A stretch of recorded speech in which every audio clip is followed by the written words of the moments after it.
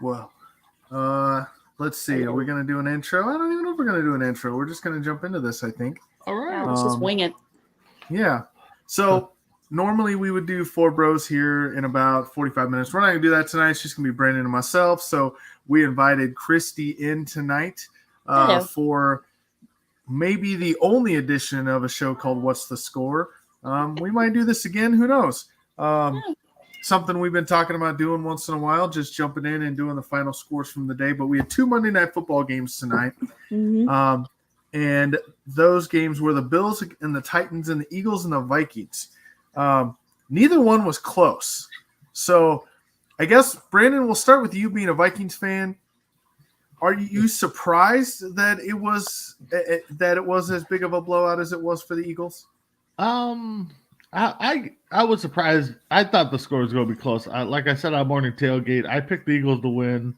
I wanted to see more of the Vikings defense, like they played in the first week, and the Vikings offense. I want to see what they can do on the road under primetime game, and they come out and lay an egg. So I'm not shocked per se. I mean, the Eagles won, Vikings didn't show up. I'm waiting to hear all the reasons why the Vikings lost after week one. So all those all those people that call me a hater and a bandwagon jumper, please let me know why the Vikings lost, because I'd like to hear them. Well, see how it works is the two teams play, and then the one that scores more points is typically the one that wins. So the Vikings didn't score more points, so they lost. Well, yeah, but I mean, I know what you're saying, but that's honestly the long and the short of it. Like, they scored less points. That's why they lost. No, that's a valid reason, but I can tell you, I'm going to hear it. All the refs made some bad calls in favor of the Eagles. The travel time would put a toll on the Vikings. Not 17 points worth of bad calls, though. No. I'm just saying. It was the coach's first game coaching Monday Night Football on the road, so he didn't know how to prepare the team. Next time he'll be better. Yeah, I can't wait to hear the reasons. Okay. Before we go to Christy, though, I just got to say, you mean so? But you're with me on this, right? Really, what it comes down to is it was primetime Kirk being primetime Kirk. That's what the problem was. 4 picks. What it is. And not the right moments. I mean, you throw a pick. I get it, but he's throwing probably so many picks at the wrong time. It's just deflated the team. You couldn't get the running game going. You couldn't block. I mean, they could have probably had 7 offense. They could have probably had 7 offensive linemen out there, and they couldn't still block the Eagles. So yeah, exactly. Yeah. Yeah, Christy, give us your perspective. What did you see tonight? There must be something about the bright lights at primetime that freaks Kirk Cousins out so much that he screws up. Yeah. That's what it looks like to me. It's like Monday Night Football. Yeah. And I agree with James. James Gonzalez is watching. Thanks for watching, James. These were sleepy games here tonight. Eagles defense had a great game plan to have Jefferson not be a factor in the game. And that game plan was that they took their best corner in Darius Slay and said, "You're covering Justin Jefferson." Jeez, and why would you do that? I mean, stop their offense. I mean, it was a perfect game plan. Because that's where Kirk Cousins is going. He's either going to dump it off to a running back or throw it to Justin Jefferson. Yep. Right. Justin Jefferson, I think he ended the game with 6 catches for 48 yards, but that's not much. None of those catches were against Darius Slay, by the way. No. Darius Slay, he targeted him 11 times, and he caught 0 of those. Oof. Yep. And there was a point in the game right before the halftime, I think, Irv Smith Jr. dropped one, and I was listening to the people, local sports radio, and they said, that could have been the game-changing point, like last week when Watson dropped, or was it Watson? Yeah, Watson dropped that wide open pass early in the game against the Vikings. It could have made a difference. I mean, but again, it's same old Kurt. Same old Kurt. All right, moving off of the Eagles-Vikings game. Congratulations to Eagles, by the way. We don't want to just take up the time with the Vikings. They played a great game. Jalen Hurts, I know it's a small sample size. It's 2 games this year, but in those 2 games, to me, he looks like the real deal. He looks like he'll be a very, very, very good NFL. Well, quarterback. he is the first quarterback since Michael Vick to have 333 yards and 2 rushing touchdowns in the same game. Wow. Yeah. That's impressive. Yep. Yeah. For a quarterback. Coming from someone who roots for the Eagles' arch rival, yeah, I'll admit that's impressive.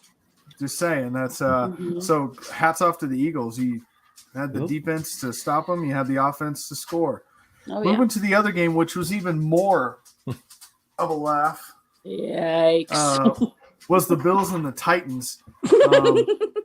Now, I just saying, the Bills ran this one up pretty much from the opening kickoff. Did I read it right from a comment? They both teams benched their starting quarterbacks? What? Yes, they did. Yeah. Wow. So it was so bad for the Bills. I mean, the Bills are up 41-7. That's what the final score was.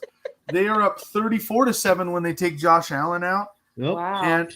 And here's the thing. Case Keenum throws 2 passes, both on 3rd and longs, and doesn't complete either one, but it didn't matter because he didn't have to record a completion. That's how bad it was. But Josh, terrible. Go ahead. I mean, Josh Allen, 26 of 38, 317 yards, 4 touchdowns through the air. He only ran it 1 time. 3 to Diggs. And 3 to Diggs. Stephon Diggs, So Stephon Diggs' numbers, he had 12 catches, 148 yards, and 3 touchdowns. Woo. The entire receiving core for the Titans, all of them combined, had 12 catches for 123 yards and no touchdowns. So Diggs outdid their entire receiving core by himself. Yeah. I'm not surprised by that myself. I mean, he is really good. Now, how ironic would it have been if Case would have came in and threw a touchdown pass to Diggs? I mean, it would have been. It would have been. But all they had to do was run the ball after that. I mean. Well, no, I know. But I'm just saying 2 former Vikings, touching it up one more time, Could be. Probably. Let's see. Let's catch up on some comments here before we get into this game. The Eagles all around are playing very good. Yep. They are. Bills showing again why they are a Super Bowl pick for sure. Titans are done, it seems. I think so too. Tim Hendricks chiming in. He says Bills made Derrick Henry look pedestrian. Yes, they did. Oh, yeah. Hey, and our brother who's not here tonight, Chris Mabry, we gave you hell, man, for picking the Bills defense first overall in the fantasy draft. First time I've ever seen a defense and who's 2 weeks in a row. Wow. And who's eating pie right now? No doubt, because they scored 22 last week in week 1, and they scored 19 this week in week 2 as a defense. Woo! That's First overall pick. Yeah. First overall pick. Let's see. Tannehill might be done. We'll get back to that comment in a minute. Yeah. I don't know if Tannehill's done. Allen and Diggs are the best combo since toast with hot butter. Maybe. They're up there. I would still give them a couple years if they put it up. Then yes, but right now there's still better combos out there. Right. Yeah, there are. Let's see. He said Chris knew. Chris did know that Chris Bills knew. defense was going And to be we all laughed at him. Yeah. And the way this is going, I can see that happen sometime this season. I'm guessing that Nate is talking about Tannehill being done. But you look at the other side of things.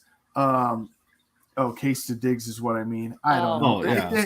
If they pull out Josh Allen, they're probably going to pull Diggs out of the game too. Yeah, because why get him hurt when you're up by 34? That doesn't make any sense. But the other thing I want to talk about is Tannehill might be done. Now, maybe, but it's not like Malik Willis came in the game and even against the prevent defense tore it up. No. Yep. He threw 5 passes and didn't complete one of them. So, ouch. In your debut, you're trying to audition to be the starting quarterback. That doesn't look good for you. Doesn't look good at all. No matter if they have their starters in or not. So tonight's Monday night games, the away team combined scored 14 points, and the home team scored 65. 65. Points. Yeah. Yeah. Oh my God. Unbelievable. Definitely two blowout games that.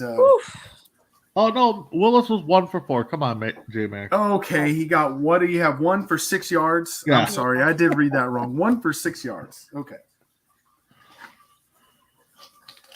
Which I'm saying, maybe not out of 4 attempts, but if you gave me 7 or 8 chances to throw a ball in a game, I might be able to complete 1 for 6 yards. I'm just saying.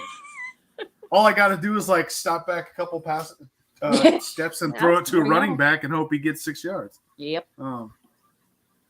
Tim Hendricks said, I went to bed before the 4th. You know, I can see understandable why. If the score's going up that high, it's like, don't even bother watching the rest of the game. And Tim Hendricks is a Colts fan, which that's a whole nother situation.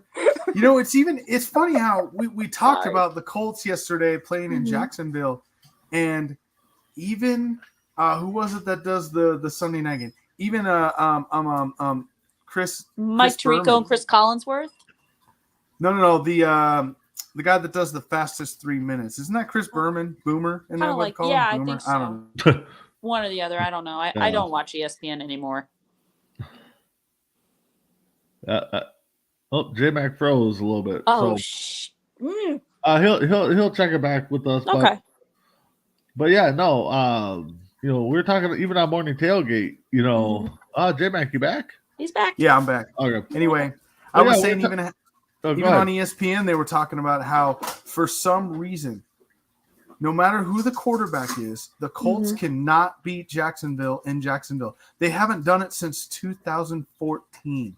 Just to tell you how long it's been since they've done it. I believe what's his name? Andrew Luck was their quarterback the last time they beat. Wasn't that when Andrew Luck was their quarterback? Yeah. Okay. I was trying Think to about the amount of quarterbacks they've had since then. And funny fact, Colts got shut out by Jacksonville the 3rd time. Oh no! In the last, I want to say it's since 2014 or whatever, something like that. I'll look it up. You know who the other teams were to shut out the Colts? Who? Jacksonville. Oh my God! It's something about playing in Jacksonville. It's crazy. What's happening here? I know. Yeah. I don't get it. I mean, Jacksonville could honestly be 0-16 now. They could have no wins going into that game against the Colts in Jacksonville, and they'll beat them every single time. And now they're tops in the AFC South, though I don't expect that to last very long. Right. Yeah. All right. So we're going to switch off. Any last comments about the NFL games tonight? Probably not. There's not a lot to talk about. Nope. Bills are the real deal. I mean, Bills are the real deal. For sure. And so they're is Josh Allen. Do well. Everyone that was like, "Oh, it's too early to call Josh Allen an MVP candidate." Well, I'm telling you, it's not. He put up MVP numbers last year, and he didn't get it. No. He might get it this season, the way he's playing right now, and we're going to be heading into week 3 on Thursday. So. Yep. Oh yeah. So. All right. There's plenty of time to pad his stats here. For sure. We're going to switch over to baseball, the other big sport going on right now, and some playoff races going on. Yep. You see the score scrolling there across the bottom. We can start. Yep. The Braves beat the Nats 5-2. The Guardians beat the Twins. Sorry, Big B, 11-4. Sorry. They're done. There you go. Oh, J-Mac freezing up on us again. Right. So let's see about the rest of the scores right here. So he's got the Mariners, Angels 1-0, A's and Rays 4. Astros and Rays 4-0. Marlins over the Cubs 10-3. Tigers over the Mets 11-0. Ouch! And no, wait a minute. Did I get that wrong? No, Tigers 11. Orioles 0. And Mets beat the Brewers 7-2. Crap! I'm trying to keep track of that stuff. No, that's fine. That's fine. Okay. So. Where do the Twins sit right now? Where does that put them, Big B? Are they even in the playoff race at this point? Oh, let me look up. No, I think they're now 6 back. So to me, their season's over. I mean, they would have to go on a monster run, but the Guardians finish up with Kansas City. So I mean, that's So let's see here. They're 7 back. I'm sorry. Yeah, they're done. They're 8 back in the wild card. So, and I think they got 14 games left after today. So they would have to at least go probably 10-4 to have a shot at it. And I don't see that happening. Do the Mariners make the playoffs? No. For the first time since 2003. First I said no, and now I'm thinking maybe. 20 years. 20 years. They're a half a game behind Tampa. So let's see. Right. So let's see. Who do the Mariners finish up with here? They got the Athletics for 3 starting tomorrow. Mm-hmm. They got the Royals after that. They got the Rangers after that. And then they finish up with the Athletics and Tigers. Now, the Rays, on the other hand, they got the Astros. They got the Blue Jays. They got the Guardians. Oh, jeez. Ouch. They got the Astros. Oh, God. And then they finish up with Boston. Oh, God. So Boston is 71 and 75, so I don't know. I'm not feeling too optimistic about my team right now. That's that's a rough schedule. It's rough to end the season for Tampa. The Rays. That's for sure. Yeah. I can see. I mean, Seattle still has a chance to even get into the second spot. They're only a game and a half behind Toronto. So, Sarge, I hope your team does it. I mean, we need a small market team in the playoffs. Completely agree. Yeah, please. And I agree with James Gonzalez. He's saying Seattle makes it because the Orioles are failing. And, man, the Orioles, they fought all year. They were right in the playoff race. Most people rooting for them all year, and they just kind of hit that wall. Yeah, and then they just never really bounced back. And they lost 11-0 to the Tigers today. So yeah, that's and I mean, they're still 5.5 back. I mean, that's crazy considering. And Boston, like I said, 71 and 75, they're last in the American League East. So they got Houston, they got Boston again, they got the Yankees. Yep. Yeah, Orioles are done. Yep. Yeah. And then Toronto, they finish up with Toronto. Yeah. Yep. So speaking of baseball, a couple of things we're looking out for. I'm sure you'll cover this on Deck tomorrow, but real quick, get your quick opinion on this. What is a bigger milestone? Pujols with 700 or Aaron Judge with 62?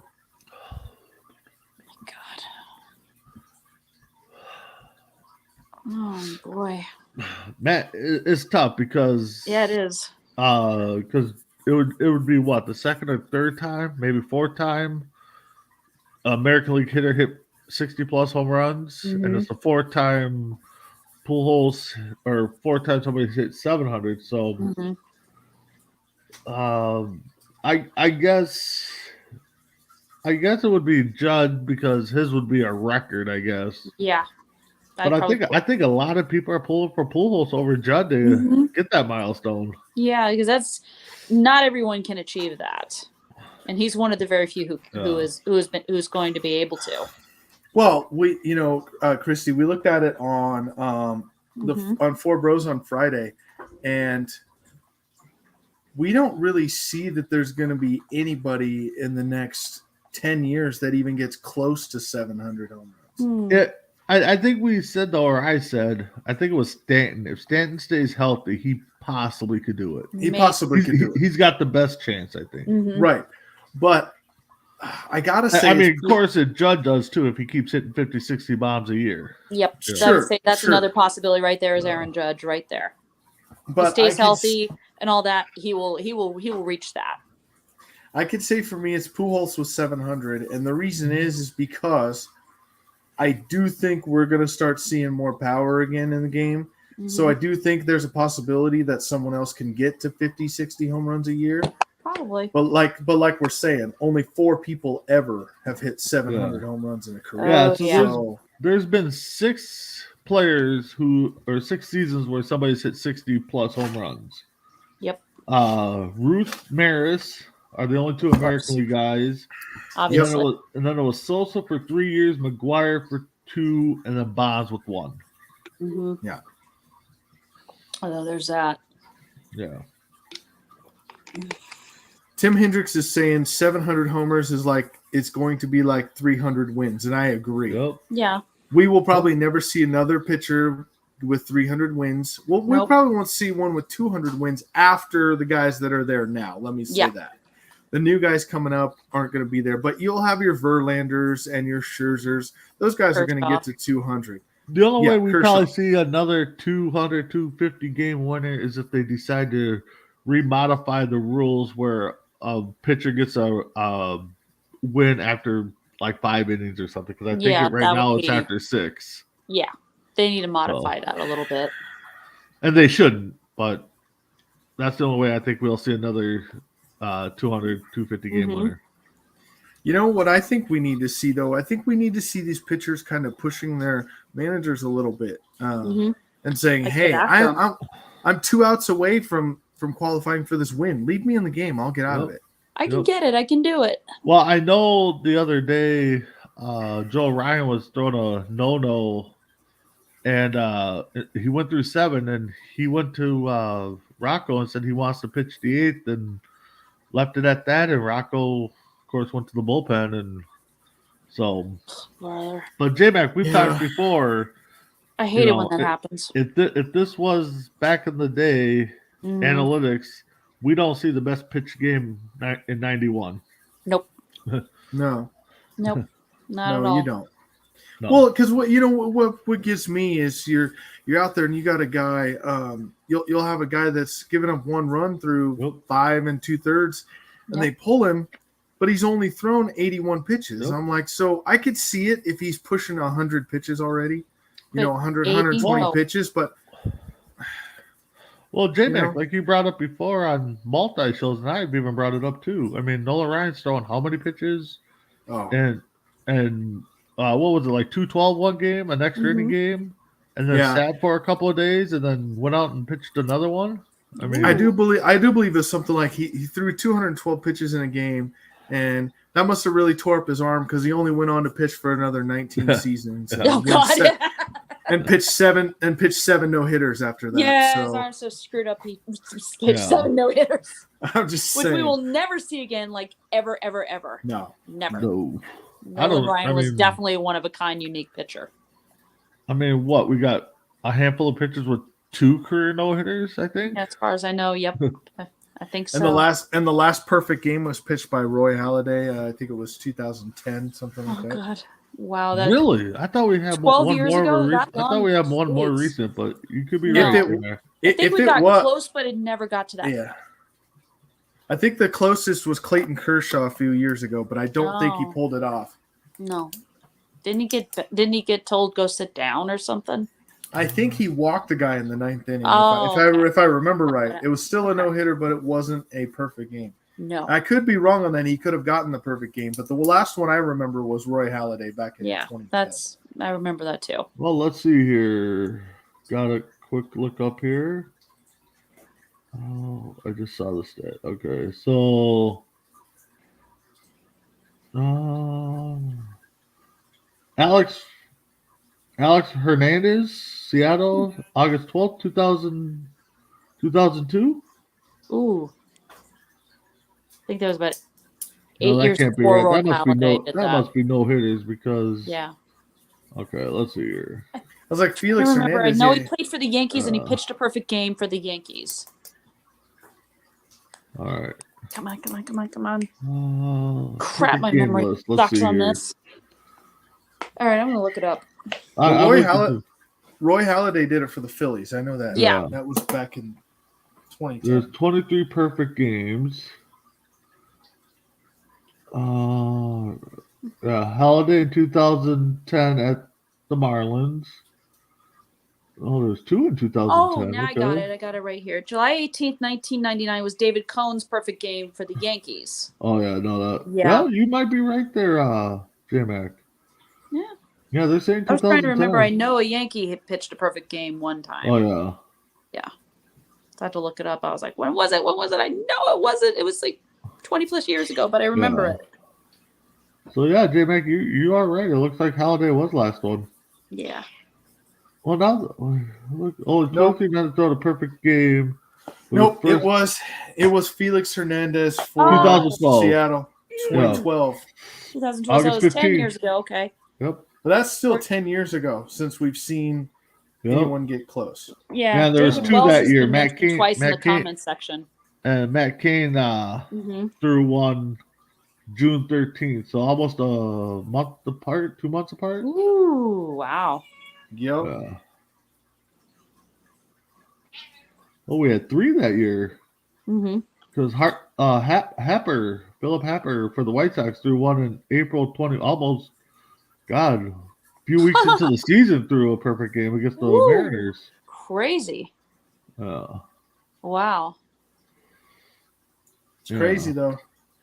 There's only been 23 in history, so honestly, like that's something that doesn't happen very often. No, and we'll never forget the biggest blow and call in the perfect game. Oh man! And guess who it was? Wasn't that Angel Hernandez?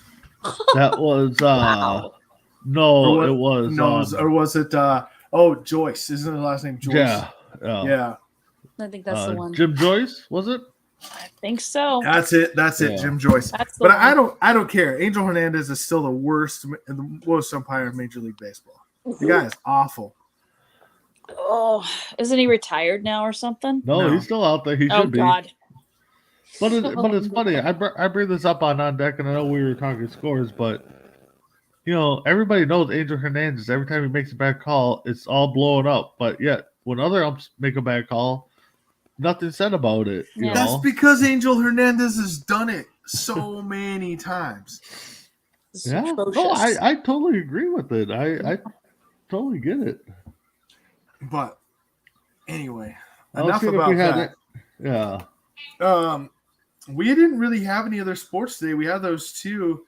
The PGA. Well, what was it? No, we had final was yesterday. Oh, that was just tennis was on today.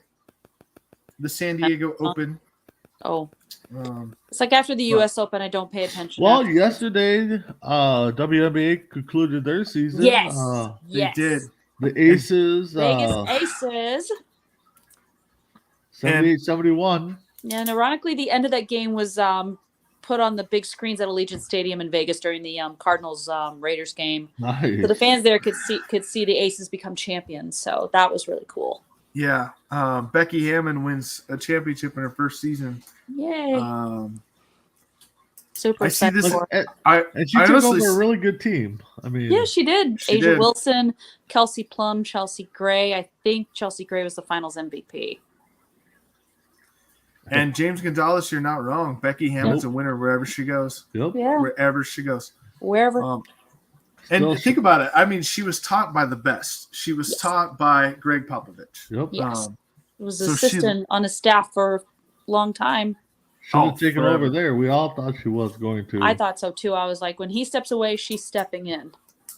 I think it'll be Duncan now, but that's my personal opinion. Yeah. We'll get into that conversation another time. But I think it'll be Duncan now that takes over in San Antonio. Yep. And then some people, then we have another ex-colleague that thought Becky Hammond went to the Raiders to coach. So, I can't believe he did that. I was like, "What? No, wait a minute. That's not right." I don't. I'm not even going to comment on that. No, it's better not to.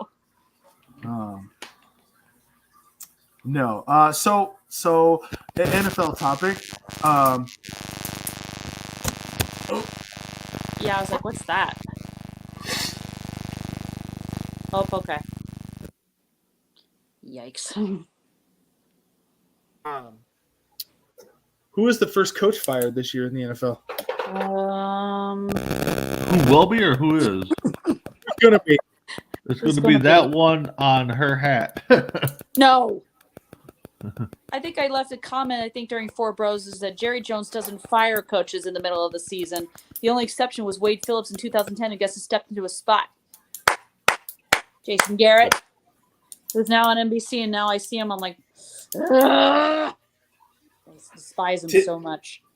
One I hadn't thought about, Tim Hendricks and James Gonzalez are both saying Frank Reich I would agree with them on that one. I'm thinking he's going to be the first one. In Indianapolis. It's like you build this team up to be something great, and then all of a sudden, nothing.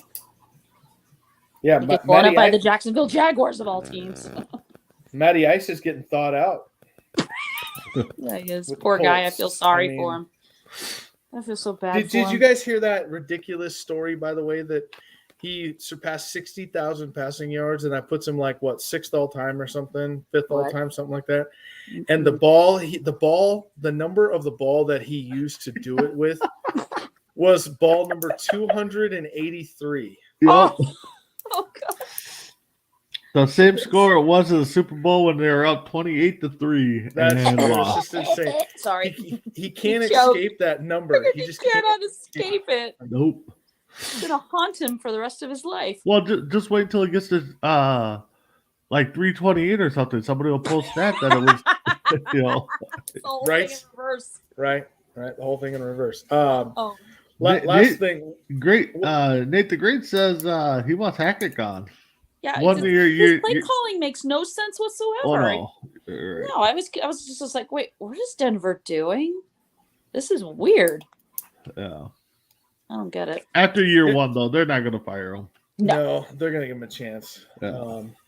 Last question for NFL stuff, and I just had it. Hopefully it comes back to me. Dang it. It was a good one, too. I hope it comes back. Anyway. I was going to ask something really good, I promise. Anyway, we definitely seen some interesting play calling this year already.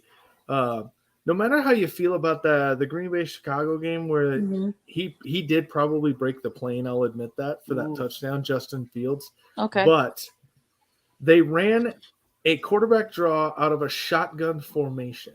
Yeah, I saw you commented that. Yeah, I did not see it.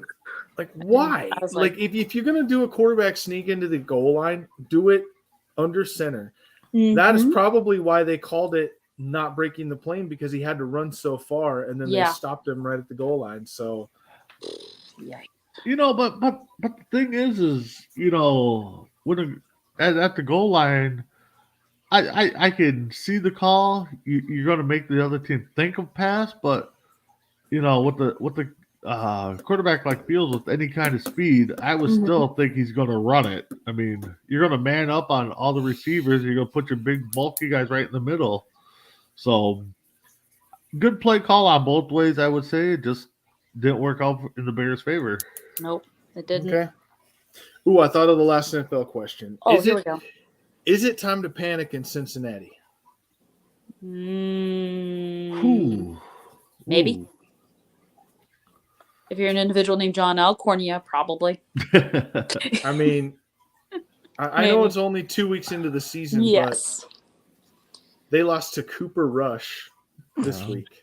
Okay. Well, and since we got Christy on here, I'm just saying. Now I'm on the hot seat. They lost to Cooper Rush. Yeah. And what, week 1 they lost to the Steelers. And I'm not saying the Steelers are horrible, but no. They've lost to Mitch Trubisky and Cooper Rush at quarterback.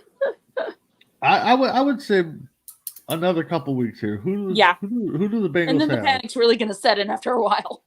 So they got the Jets next week, the Dolphins, Ravens, Saints. Yikes. Okay, they have the Jets next week. Is Joe Flacco starting? Because I will tell you, Joe Flacco looked like Joe Flacco from Baltimore against Baltimore. Yes. 3, 4, 5. Ooh.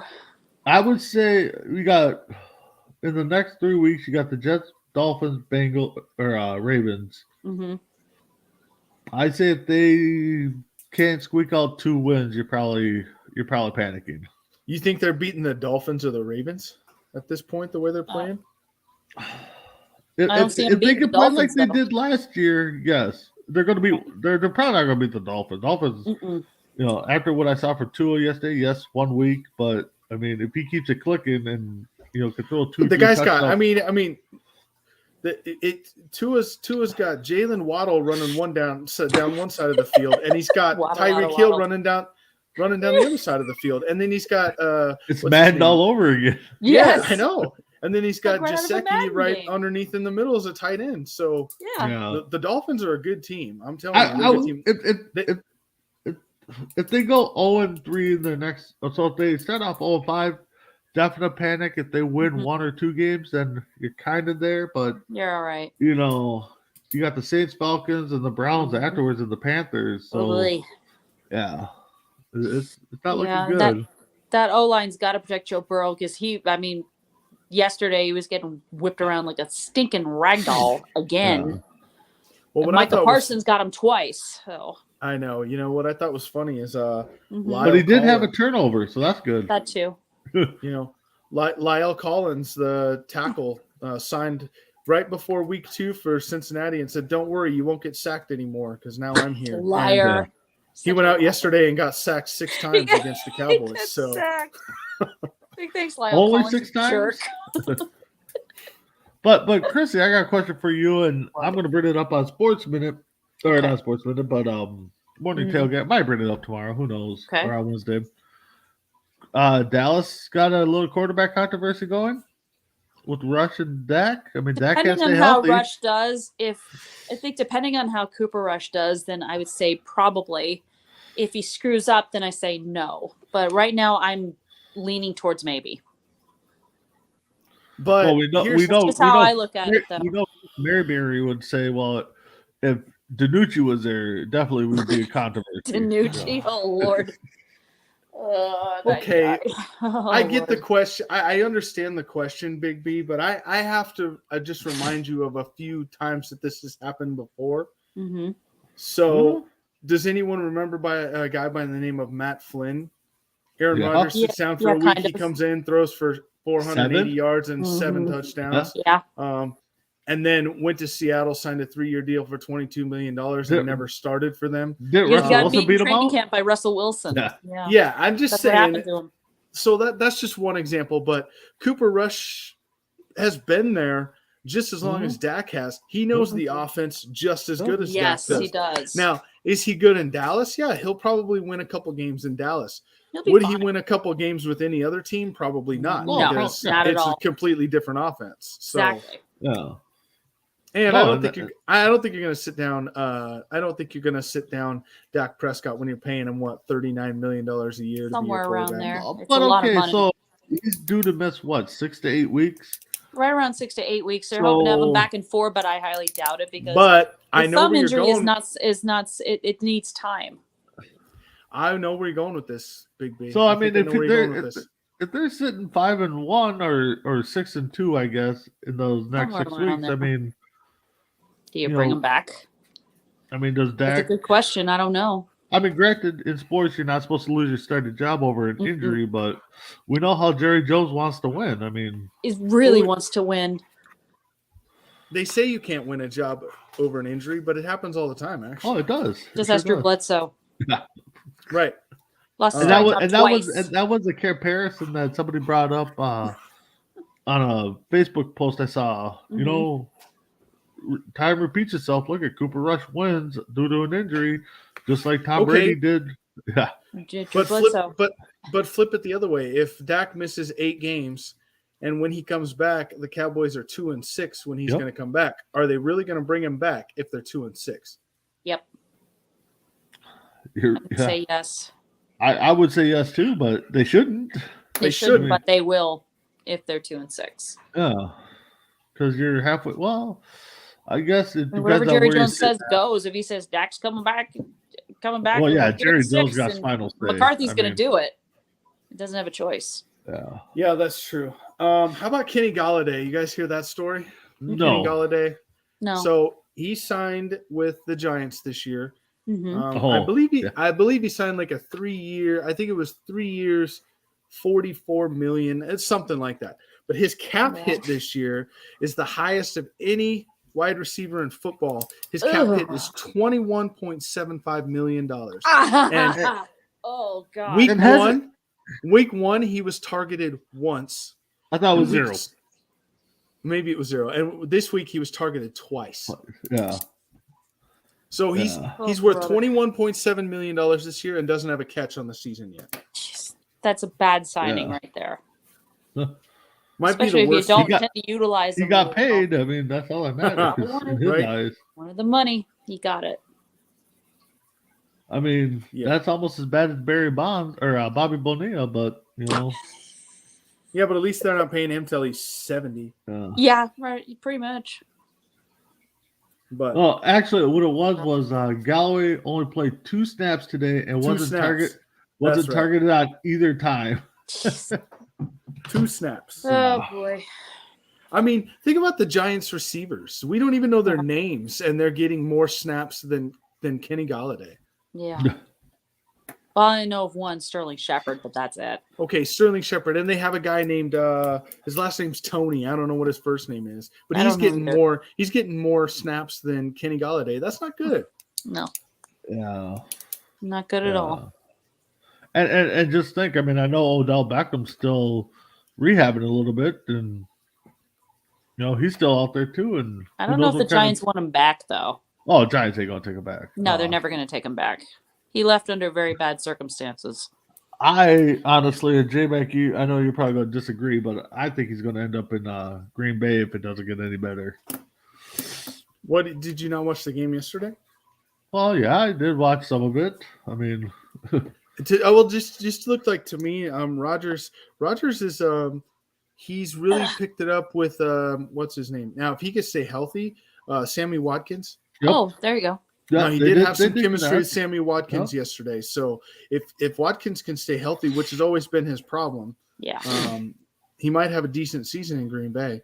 And then he's always got Randall Cobb. I mean, Randall Cobb's got 500 career catches. Oh yeah, about that. Rodgers or something. Yeah. I mean, he did target 1, 2, 3, 4, 5, 6, 7, 8 different receivers. Ooh, I mean, that's good. Plus running back because Aaron Jones is in there, but you know, so he does know how to spread the ball around. I mean, you know, it's just going to come to that trust issue. So he's got to really trust a receiver before he can really have a connection with them. Yeah. Well, that's why they were putting both running backs in the game, putting Dylan in the backfield, and putting Aaron Jones out at receiver because he's got that rapport. And Watson has a long ways to go. I mean, 3 catches, 9 yards yesterday. I mean, he really does. He does have a long way to go. And then you got the San Francisco quarterback issue. I mean, Trey Lance just had surgery on both ankles. God, both of them? Yeah. I thought he only hurt one ankle. I didn't know he hurt both of them. Lance had surgery to repair 2 injuries. 2 injuries to ankle. Okay. I misread it. I thought it said both 2 injuries to when I was when I was watching that, I was getting flashbacks of what happened to Dak Prescott almost 2 years ago when he ran and broke his own ankle. And I'm like, I was like feeling so bad for Trey Lance because you know nobody, not even him, deserves to go through something like that. Yeah. Not at all. All right. Well, the last thing I have to say is one of our former colleagues put a post out today that someone shared with me because I'm no longer friends with that person on Facebook.